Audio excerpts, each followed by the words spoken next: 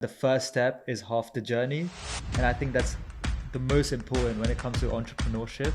Why did you want to become an innovation fellow? Warwick Innovation District had raised over £200 million for startups in the West Midlands area. It was just a really huge selling point to me to come to Warwick. I've also been fortunate enough to work with our graduate incubator program. It was very interesting to see the way they've gone about structuring their business plan. How did this experience help you to grow? The growth I've gone through in my period as an innovation fellow, it would have to be to see the resilience of other student founders.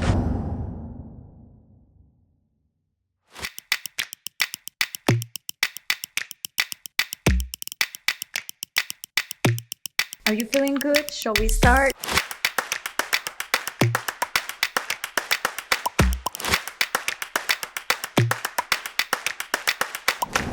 Hello Vish, thanks for being here today. Could you please introduce yourself? Hi, I'm Vish. I'm a second year econ student and currently an innovation fellow and the president of the Warwick Sustainable Finance Society. Thanks for being here. So could you please tell us why did you want to become an innovation fellow? So to give a bit of a background, I got involved with Warwick Enterprise in my first year because I was interested in setting up my own startup. And it was during the summer after my first year when I found out there was an opportunity to get more involved and actually be a part of the team as an innovation fellow. So looking into the actual job description, it was a lot about working with other student startups and organizing events that fosters an innovative and entrepreneurial ecosystem within the university. So it was just a natural choice at that point to apply for it, and fortunately got the role. Why did you want to be part of this innovation ecosystem? It was amazing to see that Warwick had a huge innovation district, and especially a number stood out to me was that Warwick Innovation District had raised over £200 million for startups in the West Midlands area. So the university itself was very resourceful in terms of getting access to accelerators like the NatWest accelerator. Being in-house within the university was something that really piqued my interest, as well as looking at the more student side of things with the Warwick Enterprise and how involved the innovation district was with that. Overall, it was just a really huge selling point to me to come to Warwick. So that's all very inspiring. I think that in your role, being an innovation fellow at Warwick Enterprise helped you to kind of reach out to NatWest Accelerator and be a part of this huge innovation family. So could you please summarize what your role looks like and how you kind of like engage with other businesses, startups? So I think the beautiful thing about being an innovation fellow is that there's no one specific focus. So we get to work with all the different aspects of Warwick Enterprise. And I've also been fortunate enough to work with our graduate incubator program, where I've met many startups started by Warwick alumni. For example, I worked with a company called QIT, who are a digital jukebox, and they're trying to really revolutionize that side of things. And it was very interesting to see the way they've gone about structuring their business plan, the way the founding team is really managing work as well as working on their passions. So other than that, I've also been able to support many hackathons which Warwick Enterprise hosts, recently being the sustainability hackathon. Obviously, taking a personal interest within sustainability, when I was there, it was very interesting to see all the ideas that were spitballed and everything that came and how it concluded towards the end. So yeah, that's been my experience so far. I think it sounds exciting to have that first-hand experience and being close with business startups and then to see how things are going. And also you get inspired by their passion for their own startup. So how did this experience or journey help you to grow? If I could attribute the growth I've gone through in my period as an innovation fellow, it would have to be to see the resilience of other student founders, that when things are not going right, how they're able to come through it and keep going. And I think that personally, with my aspirations of being an entrepreneur, it was very helpful to see other people in a similar situation and that was probably one of the key things.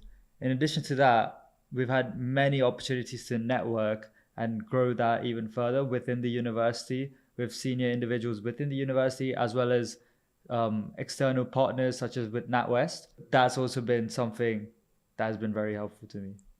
I think it's very powerful because when I studied my master's in innovation and entrepreneurship, one thing that changed my perspective is about success.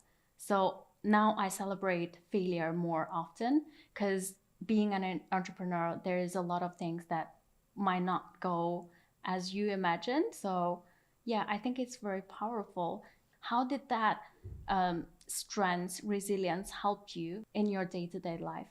So as I gained inspiration from all these amazing founders, what it led to was me starting up my own startup. And that startup has now grown quite significantly in terms of we've built an MVP, we're applying for accelerator programs, we're looking for investment. But again, it was a long process. So just to give a bit more context, it Mhm. was I started it with one of my friends who's a management student at the university, and obviously, From Warwick? yeah, from Warwick, Okay. and obviously both of us being non-technical, we had to sort of figure out a way either to bring on a technical co-founder or to build the MVP ourselves. So at first we weren't finding the right person who was really matching our vision. So it went on to the both of us to then learn the basics of coding, use new non-code AI tools to develop our MVP, and now we've built a successful working MVP.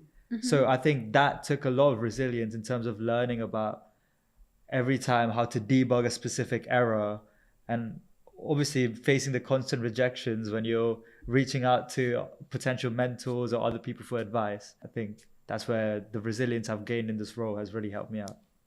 I think it's a powerful story to share with others because as a startup, we need to utilize these AI powered tools because that's the advantage that this time of age that is giving to us, right? Is there anything that you're currently working on as an innovation fellow? Is there anything exciting coming up? Well, I'm very excited that we're going to have our first podcast with Saurabh Doshi, who's Mhm. the founder of Virtualness. It's a company which specializes in verification in the Web3 space. And it will be very interesting to bring him on to the university, share his insights to a podcast. Can you also give me a little bit details or background of why did you wanted to do this project? So it goes back to my goal at the start of my role getting into the innovation fellow, which was to help Warwick Enterprise really grow its audience. And I thought the most effective way to do this would be to get people who have really successfully grown a company to more than tens of millions of dollars. And as such, it was in my interest to then start reaching out to such founders via LinkedIn, via other networks, and try and get them involved. Mr. Saurabh Doshi has been really helpful in agreeing to come, and we're looking forward to see him and then potentially have many more episodes that Mm-hmm. will contribute to that. I think it's very exciting. Just to give more context, is that this is your own personal project that you're leading as an innovation fellow, apart from the task and the role responsibility that you have here, right? I think it is very valuable that your contribution is that being work students and you understand what students are looking for. So thank you for everything that you do here. Is there any challenge that you faced along this journey? So when I was working on this personal project, at first it seemed like a very easy plug and play model where you just invite the speaker, we'll book out this nice podcast room, Mhm. and then just sort of interview him and put it up. But it was really when I started getting into the more technical aspects of things, the operational aspects of things, that it wasn't as simple as it seemed. And and at that point, it was really a huge struggle to sort of understand the technical side of things, how to work each camera, get all the mics and everything in place. fortunately, thanks to your help and Clyde here, we were able to now get this sorted and get a good editing team behind the podcast as well. Really, even though this is my personal project, it's at the end of it, it's a group effort that's really making this come to life. For those who are listening to our podcast right now, what is the piece of advice that you would give them? This is a piece of advice which I've learned from like looking into some sort of philosophies. And it was a Chinese philosopher, Lao Tzu, who said that the first step is half the journey. And I think that's the most important when it comes to entrepreneurship. As you can see, with many people and many startups or many ideas, all they end up are as ideas, as people don't take the first step. And really, it's all about just taking the first step. Even if it's a success or a failure, you either have a successful business or you have the learnings that would make you avoid the mistakes that which you made in order in your second venture. One of the best ways as a Warwick student to get that first step is to get involved with Warwick Enterprise. You may not have a specific idea, you may not have any a team or anything built yet, but if you're interested in entrepreneurship, you should come along to our events, learn more about the offerings, and sign up on our platform Startium, where you can really get access to everything that we do.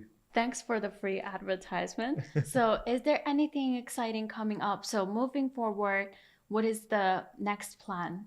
My next plan is now to spend a lot of time on my new startup. We have taken the first step, but we're facing every hurdle that every startup founder is facing. And it's just navigating all those issues while also managing my university work as well as my internships in finance. I'm definitely looking to get involved with the NatWest Accelerator at the university, as well as join the startup program with Warwick Enterprise. That's fabulous. Thank you for being here. Thanks for sharing all of your experience and knowledge. Thank you so much for having me.